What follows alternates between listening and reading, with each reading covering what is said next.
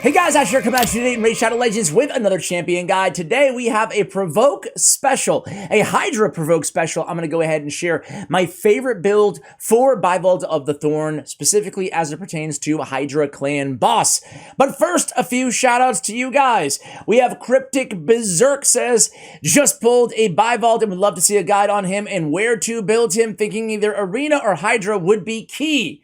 Yeah, personally, I might be biased, but I'm a massive fan of him in Hydra, not so much in the Arena, although I'm sure you could use him as kind of a go-second nuker if you wanted to in the early stages of, I don't know, Bronze and Silver. I guess you could probably get by with him in early Gold as well.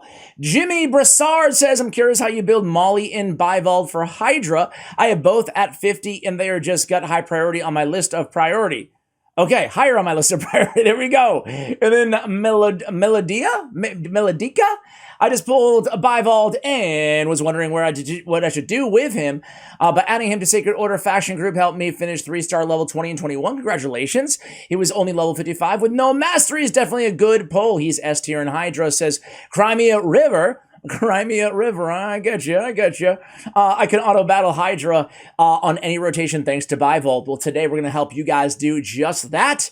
Let's go ahead and jump into it. Let's talk about the man of the hour, dude. And this guy is so freaking good in his Bivald of the Thorn.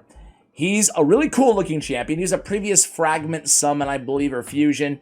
Aesthetically, I like him, man. I like him. He's got the Thorn, crown. You can't see what his eyes are up to. Oh, gosh. Those piercing eyes, like a velociraptor. But he's incredible for Hydra. He's really incredible for a lot of different areas of the game. Why? Well, let's talk about it. On his A1, a 50% provoke. Before I get into the entire kit, this dude, just think of how much he is doing for your team. It's truly incredible. He's one of those champions that really serves the role of two champions in one. It's great. Provoke 50% on the A1. Also heals the ally with the lowest HP by 15% of the damage inflicted. The provoke can land even if it is a weak hit. On the A2, this is a 3-turn cooldown with decent multipliers. It's an AoE 2x hitter. First hit, provoke. Second hit, leech. Also plays a big version of Strengthen on this champion. And then the Leech and the Provoke debuffs again can land even on weak hits.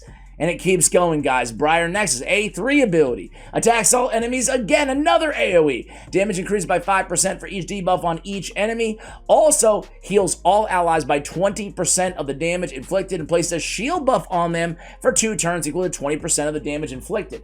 So my man's bringing the shields. He's bringing provokes on 2 abilities. He's bringing a leech, which will help heal everybody. He's bringing a big heal on his A3 ability. He's bringing a heal on his A1 ability on the ally who needs it the most. And then he's got damage mitigation on his passive. So guys, I mean, listen. HP in all battles by 28%. We're going to be running Bivald of the Thorn in our lead. This is going to be very important for you guys who happen to run this tandem of champions together, of course. So let's go ahead and look at the build really quickly here, and then we'll look at the entire team, right? Where are you, my man? I have him +2 empowered. Great champion. It's funny, both Sacred Order dudes I have empowered +2, and they're both kind of, they've got like the whole religious motif thing going on. But Archbishop Pinthroy and Bivald of the Thorn are really 2 of my favorite champions out there in the game. So as you guys can see, it's the Provoke set. 30% chance to place Provoke debuff for 1 turn. I have him in a Provoke and a Perception. In a Provoke set, my man here really has the ability to one-man lock down Head of Decay. Of course, there is a little RNG involved. He's not going to land it necessarily guaranteed on every hit, but more often than not, he is going to be able to lock down that Provoke in the Provoke set. So we're just tripling down on Provoke on his A1, his A2, and on his artifact set. It's incredible stuff here, guys. We built him with obviously some HP, a little bit of defense, as much speed as we could get on this dude. 103 on the crit rate, 220 on the crit damage. We want him to hit hard, guys. The reason is because his heal and his shield is based on how much damage he does. So ideally, we can try to get this champion in crit damage on the gauntlets, or go crit rate on the gauntlets and just keep your eye out for crit damage and substats on the other artifacts that you put on this champion. Obviously, we need accuracy as well. We have him here at 379. That's going to be absolutely fine for us. We do have accuracy on the banner. We have crit damage on the amulet. We have HP on the ring.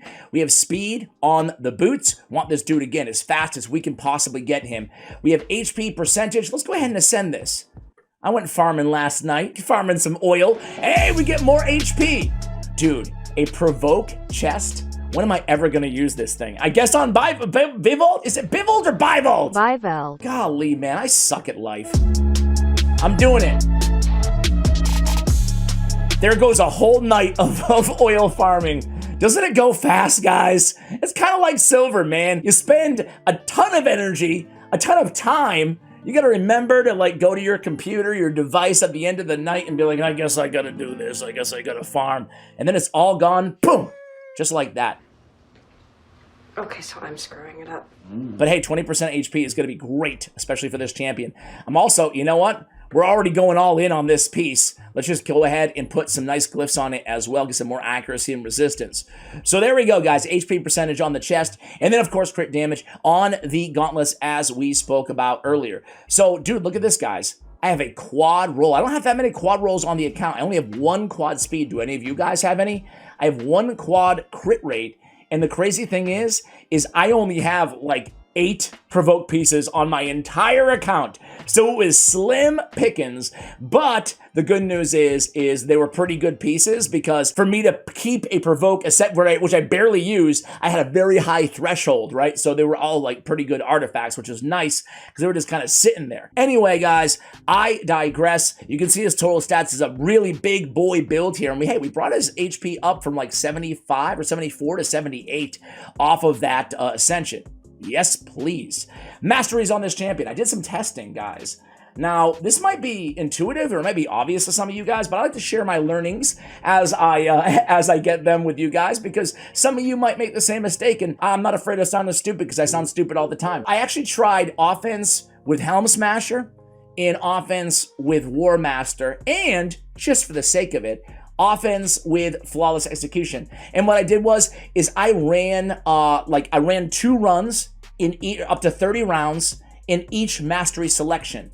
And I consistently got more damage on both of my War Master runs. So, you know, food for thought for you guys. I'm not going to sit here and say, again, it's kind of small sample size, but I see some people, the reason I say all this, I see some people actually going Helm Smasher on their DPS for Hydra. But for me, it is a little RNG based again, because a 60% chance of proccing here. I was getting consistently more damage with War Master. Just thought I'd share that with you guys.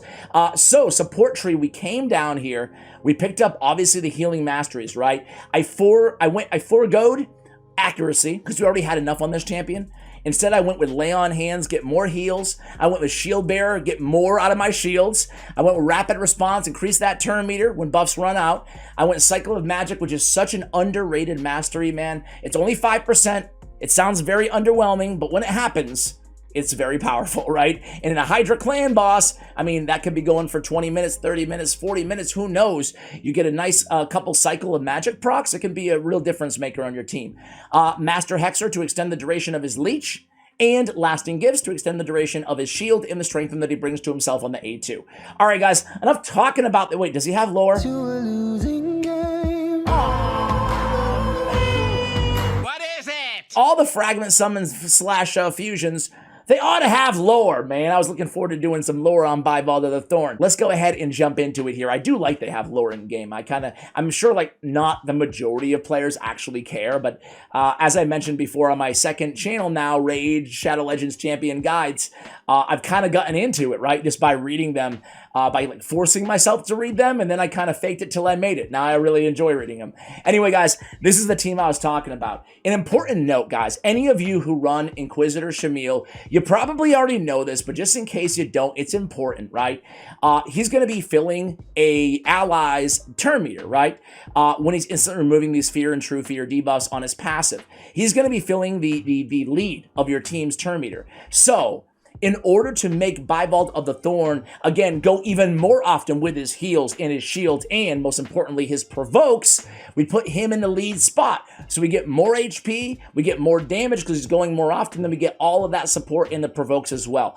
So if I wanted to go like all out damage, I could put Cupidus in the lead, right? He's going to bring attack to all battles. That's how I used to have it, but I found better success having my control champion in the lead, but it's going to differ based on the team. The most important thing is to recognize that's really important, to consider who you have in your lead whenever you're running Inquisitor Shamil. Let's go ahead and go in this one. I have Cupidus and Venus. Really, it's all about having a buff remover in Venus and a debuffer in Venus and having a DPS in Cupidus, right?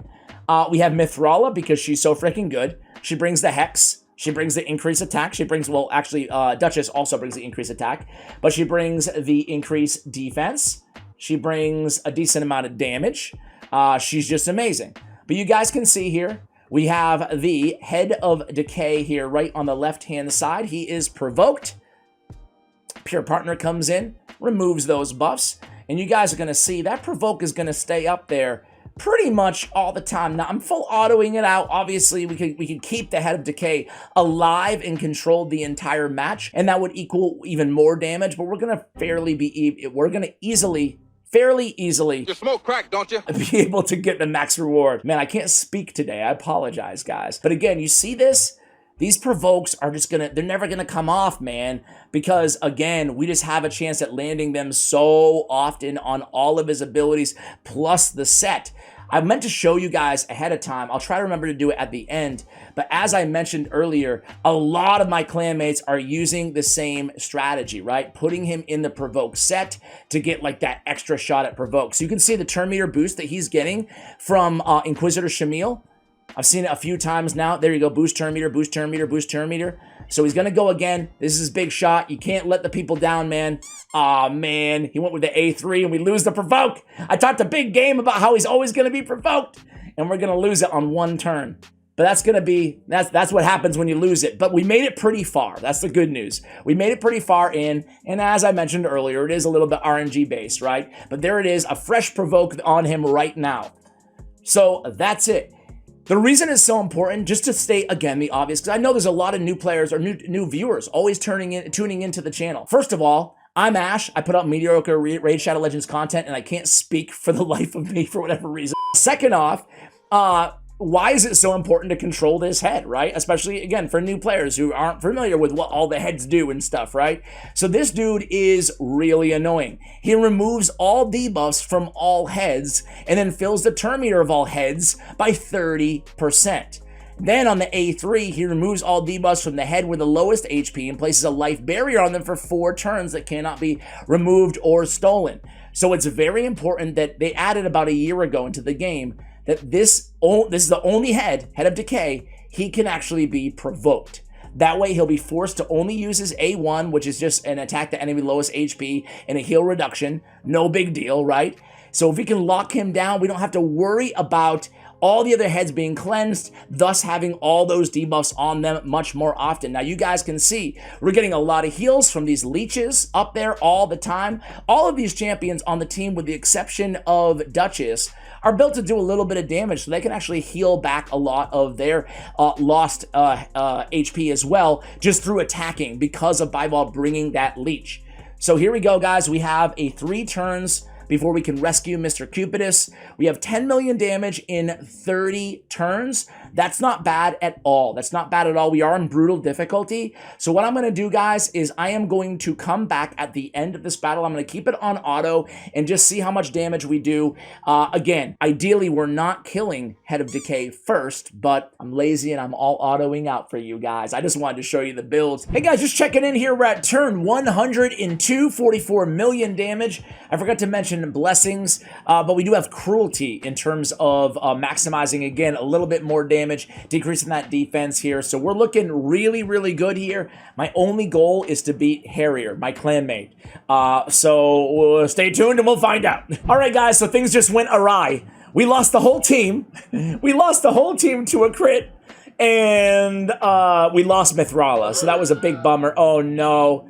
Oh no, did we beat Harrier, guys? Did we beat Harrier? We one-keyed it, that's the good news. And we kept that decay head locked down. So my man Bivald put out 4.8 million damage. Look at his heals, guys. 1.2 million in the heals. That's big time, especially considering the leech. Look at the leech, guys. We have 697 on Inquisitor. We get almost 2 million in heals on Cupidus. That is absolutely insane. So a lot of healing, a lot of protection, a lot of shielding coming from Bivald of the Thorn, a lot of damage coming from Cupidus as well there, and Venus. So let's keep the result, and let's see, guys. Let's see, did we beat Harrier? Come on, man. Come on. Come on, come on, Raid. Oh, we got it! We got it! Just barely. But we took you down, Harrier. We won this time, Harrier. Harrier! I am so scared. He's running Bivald as well. You can see the team. He's running Tamaria. Ramaria, I guess is how you pronounce it.